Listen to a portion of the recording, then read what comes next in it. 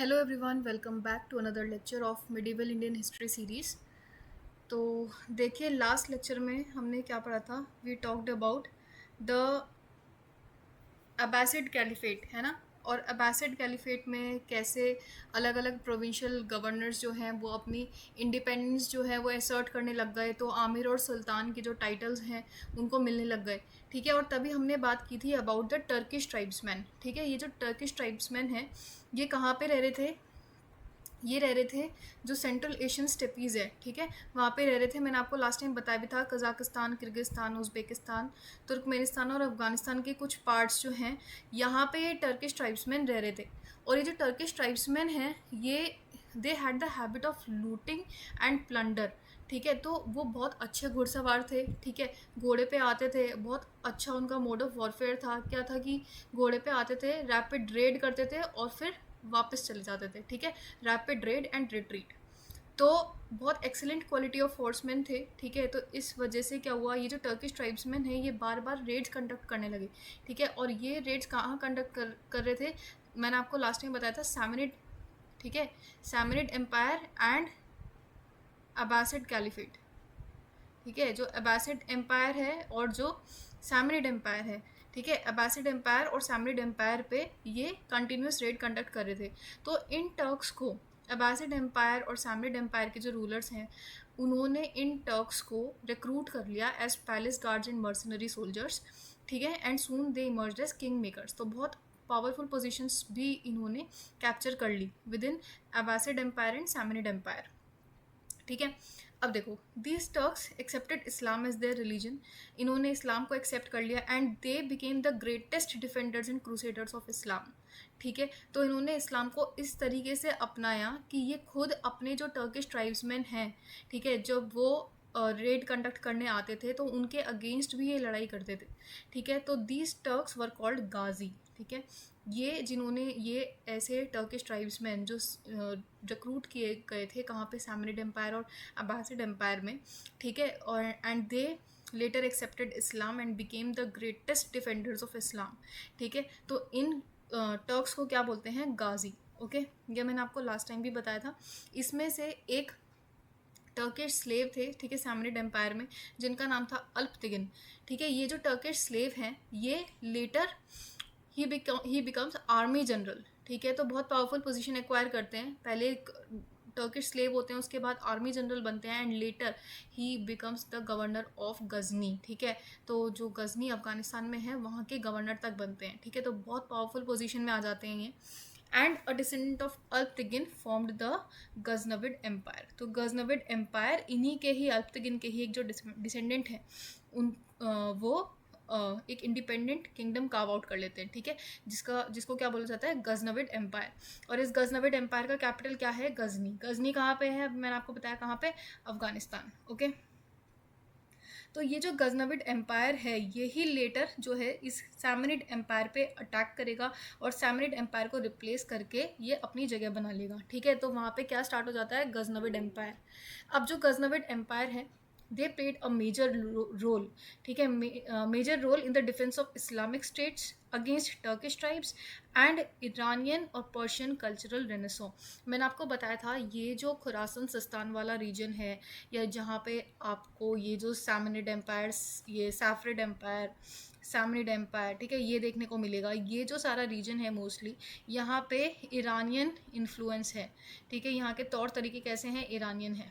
तो यहाँ पे ये जो गजनविड एम्पायर वाले जो लोग हैं वो अगेन ये जो ईरानियन कल्चरल रेनेसो, एक तरीके से पुनर्जागरण, ठीक है, ईरानियन कल्चरल पुनर्जागरण का, ठीक है, काम करते हैं। ओके, तो ईरानियन संस्कृति जैसे ईरानियन लैंग्वेज हो गया, ईरानियन तौर तरीके हो गए, वो बेसिकली उसको दोबारा से उसका रीबर्थ का काम करते हैं। ठीक है, और वो क्या करते हैं, इस्लामिक स्टेट को, क्योंकि उन्होंने इस्लाम को अपना लिया था, तो इस इस्लामिक स्टेट को अगेंस्ट टर्किश ट्राइब्स, ठीक है, ये जो टर्किश ट्राइब्स जो सेंट्रल एशियन स्टेपीज से आ रही थी उनसे, उनके अगेंस्ट डिफेंड करने का काम करती है। ठीक है, तो टर्किश ट्राइब से लड़ते भी हैं ये। ठीक है, अब देखो, गजनविड एम्पायर के टाइम पे ही ये मेजर कॉन्फ्लिक्ट में आते हैं हिंदू शाही डायनेस्टी के। ये जो हिंदू शाही डायनेस्टी है ये कहाँ पे रूल कर रही थी, देखो ये रीजन्स हैं Kabul, Jalalabad, Peshawar, Lahore and some parts of Indian Punjab. Okay. अब ये जो काबुल और जलालाबाद है ये कहाँ पे है, मॉडर्न डे अफगानिस्तान में है। पेशावर लाहौर कहाँ पे है, पाकिस्तान में है। And parts of Indian Punjab तो इंडिया में ही है। ठीक है, तो काफ़ी अच्छे बड़े जो टेरिटरी है उस पर रूल कर रही थी ये हिंदू शाही डायनेस्टी। ठीक है, इनका कैपिटल क्या था, पेशावर। ठीक है, उद्बंद या वे हिंद। ठीक है, ये तीनों ही जगह हैं। ठीक है, ये पेशावर के पास ही हैं, तो ये सब क्या है इनको मतलब ये जो है ये कैपिटल हो गए किसके, हिंदू शाही डायनेस्टी के। याद रखना जो मेन कैपिटल है वो पेशावर या फिर उद्बंद या वे हिंद। ठीक है, ये रहा है। ओके। एंड इंडस रिवर जो है वो इनकी टेरिटरी जो है वो यहाँ से इंडस रिवर पास भी हो रही थी। ठीक है, इस टेरिटरी से इंडस रिवर पास भी हो रही थी। ओके। तो अब देखो गजनविड्स और हिंदू शाही डायनेस्टी में आपस में कॉन्फ्लिक्ट कैसे होता है। तो गजनविड्स में तीन जो रूलर्स हैं जिनके नाम आपको याद रखने हैं, दे आर अल्पतगिन, फिर सुबुक्तगिन और महमूद ऑफ गजनी। ठीक है, जिनके बारे में आपने बहुत ज़्यादा सुना होगा। इनके कंटिन्यूस रेड्स जो इंडिया में हुए, स्पेशली जो सोमनाथ मंदिर पे जो अटैक्स हुए थे उनके बारे में आपने सुना होगा। ठीक है, तो ये वही हैं महमूद ऑफ गजनी। तो Alptagin, Subuktigin and Mahmud of Ghazni. Okay. And कौन आ गए, हिंदू शाही डायनेस्टी के जो रूलर्स हैं, जयपाल, आनंदपाल, त्रिलोचन पाल एंड निदार भीम। ठीक है, जो त्रिलोचन पाल और निदार भीम हैं ये वीक सक्सेसर्स रह चुके हैं। देवर बेसिकली रूलर्स इन एग्जाइल। ठीक है, तो इनके बारे में भी अभी मैं आपको बताऊंगी। पहले आप ये समझिए कि अल्पतिगिन और जयपाल इनके बीच में जो कॉन्फ्लिक्ट है वो कैसे स्टार्ट होता है। तो जयपाल जो हैं, जयपाल अटैक करते हैं अल्पतिगिन पे। ठीक है, अल्पतिगिन के एम्पायर पे बेसिकली अटैक करते हैं। जयपाल अटैक्स गजनी। ठीक है, और ये जो अटैक है वो फेल हो जाता है, नाकामयाब होते हैं ये इन पर अटैक करने में। अल्पतिगिन इनको डिफीट कर देता है। ठीक है, 986 एडी में अटैक होता है। लेटर 990 टू 991 एडी में सुबुक्तगिन फिर इन पर अटैक करते हैं। ठीक है, तो इनिशियली सबसे पहले अटैक कहाँ से आया था, जयपाल से आया था, बट अल्पतिगिन ने इनको डिफीट किया और फिर गजनविड्स के ही सुबुक्तगिन ने इन्हीं पर, जयपाल पर दोबारा अटैक किया। तो सुबुक्तगिन ने रिटालिएट किया और इन्होंने जो हिंदू शाही डायनेस्टी के दो इंपॉर्टेंट रीजन्स हैं, काबुल और जलालाबाद। ठीक है, ये कौन से हैं, अफगानिस्तान वाले रीजन। मैंने अभी आपको बताया ना, ये जो काबुल और जलालाबाद, ये जो दोनों रीजन्स हैं ये दोनों एनेक्स कर लेते हैं। ठीक है, किसने एनेक्स किए ये रीजन, गजनविड्स ने। तो गजनविड्स ने हिंदू शाही डायनेस्टी के काबुल और जलालाबाद को अनेक्स कर लिया। ऐसा माना जाता है, ऐसा बोला जाता है कि पहले जो इनका कैपिटल, हिंदू शाही डायनेस्टी का जो कैपिटल रह चुका है वो काबुल के पास ही रह चुका है, बट लेटर इन्हें शिफ्ट करना पड़ा था टू पेशावर। ठीक है, जो पेशावर जो मेन कैपिटल मैंने आपको इनका बताया ना, पेशावर, उद्बंद और वेहिन। ठीक है, ये लेटर शिफ्ट हुआ था पर मेन कैपिटल इनका यही रहा। तो अब क्या हुआ, देखो मैंने आपको बताया सुबुक्तगिन ने जयपाल पे अटैक किया और काबुल और जलालाबाद जो रीजन्स है वो एनेक्स कर लिए। तो अब ये काबुल जलालाबाद किनके पास चले गए, गजनविड्स के पास चले गए। ठीक है, तो अब नेक्स्ट कौन आते हैं, नेक्स्ट आते हैं जो रूलर हैं गजनविड्स में, महमूद ऑफ गजनी। ये जो महमूद ऑफ गजनी है इन्होंने भी जयपाल पे अटैक किया। ठीक है, और जयपाल पे अटैक 1001 एडी में इन्होंने अटैक किया था और इनका जो मेन कैपिटल जहाँ पे था पेशावर, ठीक है, उसको अनेक्स कर लिया। ठीक है, तो पेशावर भी अब किसके हाथ में चला गया, अब पेशावर भी चला गया गजनविड्स के हाथ में। तो ये पेशावर जो है ये भी अब गजनविड्स के हाथ चला गया। ओके। अब जयपाल को इस वजह से अपना जो कैपिटल है वो शिफ्ट करना पड़ा to Nandana. Nandana is near Jhelum. ठीक है, तो नंदना जो है वो लाहौर के पास है। ठीक है, नियर झेलम। तो यहाँ पे इन्होंने पेशावर से शिफ्ट करके अपना कैपिटल जो है नंदना ले गए। ठीक है, why, because Mahmud of Ghazni का अटैक हुआ और महमूद ऑफ गजनी ने जयपाल पर अटैक किया। बल्कि ऐसा बोला जाता है कि 1001 एडी में ही जयपाल ने अपनी आखिरी सांस ली थी। ठीक है, जयपाल ने ऐसा बोलते हैं कि बिकॉज ऑफ दिस डिफीट, ठीक है, इतनी लड़ाई हार जाने के बाद इन्होंने अपनी खुद की चिता बनाई थी। ठीक है, और उसमें खुद को ही इन्होंने आत्मदाह कर लिया था।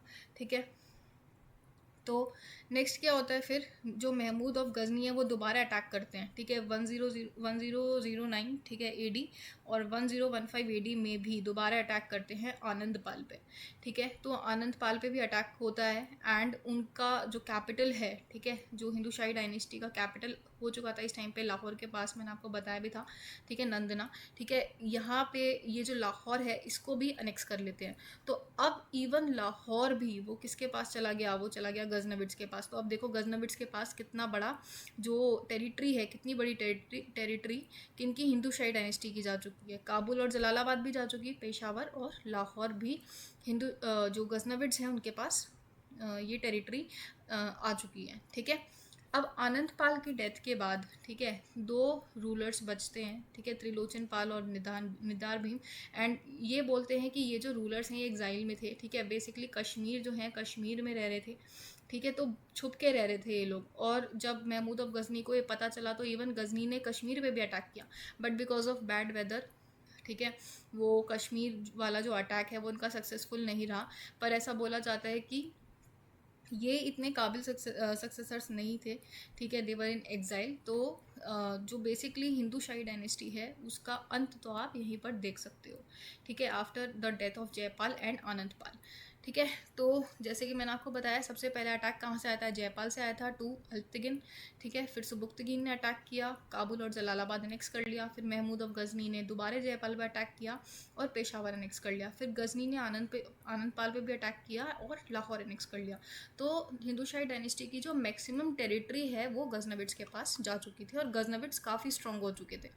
ठीक है, अब बाय 1015 AD, अब देखो बेसिकली गजनविड्स का मेन काम क्या था, ठीक है, ये दो एक्टिविटीज़ में इन्वॉल्व थे। सबसे पहले रेड्स कंडक्ट करने में, ठीक है, रेड्स कंडक्ट की, और रेड से लूटपाट से जो बेसिकली जो इन्हें रिसोर्सेज मिलते थे, जो इन्हें पैसा मिलता था, वो फंड करने के लिए, किसको फंड करने के लिए काम आता था, वो टर्किश ट्राइब्समैन से लड़ने के लिए काम आता था। ठीक है, टर्किश ट्राइब्समैन से जो कॉन्फ्लिक्ट था उसके काम आता था। तो ये जो रेड्स की जो रिसोर्सेज हैं ये कहाँ काम आ रही है, टर्किश ट्राइब्समैन को, टर्किश ट्राइब्समैन से युद्ध करने में, ठीक है, तो वो युद्ध करने में जो फंडिंग है वो यहाँ से आती है, ठीक है, इन रेड से आती है।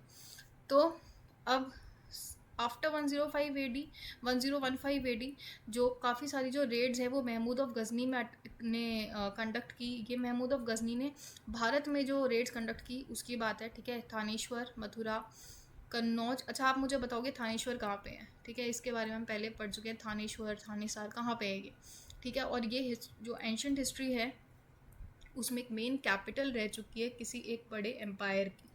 ठीक है, तो वो जो कैपिटल है, वो मेन कैपिटल जो थानेश्वर है, थानेसर है, वो किस रूलर की, आप मुझे बताना किस रूलर की रह चुकी है, ठीक है, इन द कमेंट सेक्शन।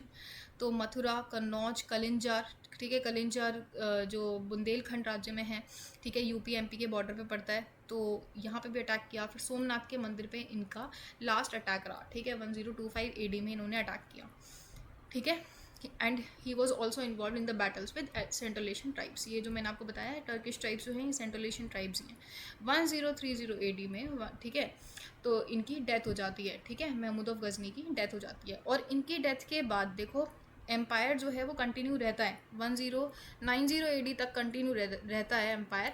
पर इसके बाद क्या होता है, देखो महमूद ऑफ गजनी के बाद जो रूलर्स आते हैं ना गजनविड एम्पायर में, वो काफ़ी वीक रहते हैं, तो वीक सक्सेसर्स रहते हैं, जिसकी वजह से जो गजनविड एम्पायर है, जो जितनी बड़ी टेरिटरी हो चुकी थी इसकी, वो दोबारा से श्रिंक होने लगता है, उसकी टेरिटरी दोबारा से श्रिंक होने लगती है। कैसे, अब वो मैं बताती हूँ। देखो जस्ट आफ्टर द डेथ, ठीक है, after 10 years of death of किसके, महमूद ऑफ गजनी, 1040 AD में बैटल होती है, बैटल ऑफ डंडनाकन। और ये जो बैटल ऑफ डंडनाकन है ये गजनविड्स वर्सेस सेलजुक्स, ठीक है, इनके बारे में अभी हम पढ़ेंगे।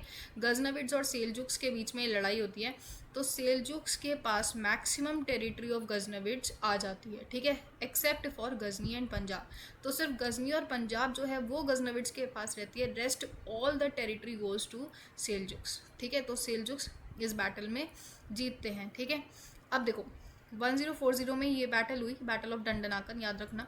यहाँ पे भी गजनविड्स ने काफ़ी सारी अपनी जो टेरिटरी है उसको लूज़ किया।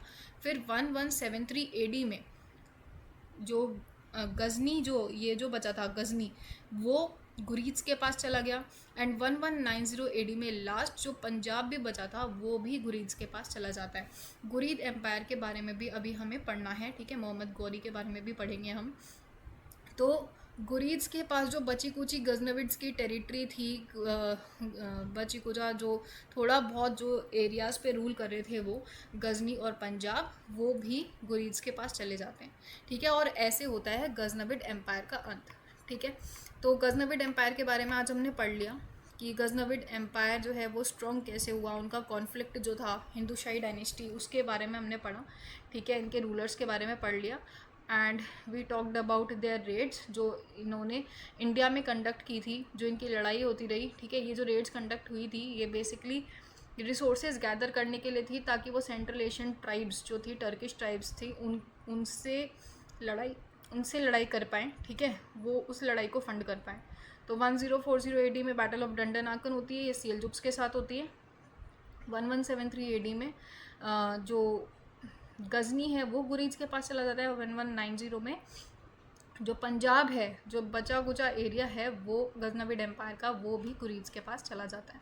ठीक है, तो यहाँ पे हमारा जो गजनविड एम्पायर है वो कंप्लीट होता है and I will see you in the next lecture.